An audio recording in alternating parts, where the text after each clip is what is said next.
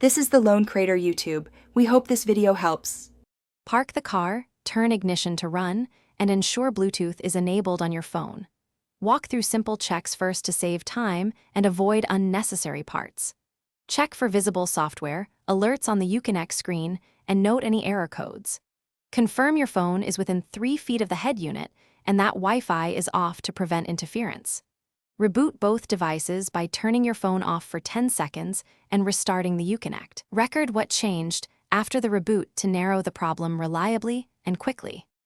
Delete old pairings on the phone and in Uconnect, and then rescan for devices. Make sure your phone Bluetooth visibility is set to on for at least 2 minutes during pairing. Perform a soft reset by holding the volume and tuner knobs for 10 seconds, which refreshes the head unit software.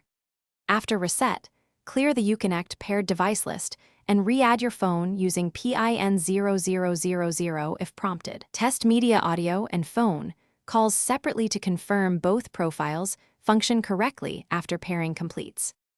Update Uconnect software using a USB stick with the latest firmware from dealer or official source. Follow official instructions exactly and use a USB stick formatted to FAT32 with at least 2 GB free. Disconnect the car battery for 2 minutes if head unit remains unresponsive as a last soft measure to reset vehicle networks. Reconnect battery and verify radio and climate functions before testing Bluetooth again. Visit a dealer for module replacement if Bluetooth module fails diagnostic. Thanks for watching. Consider subscribing if we helped you.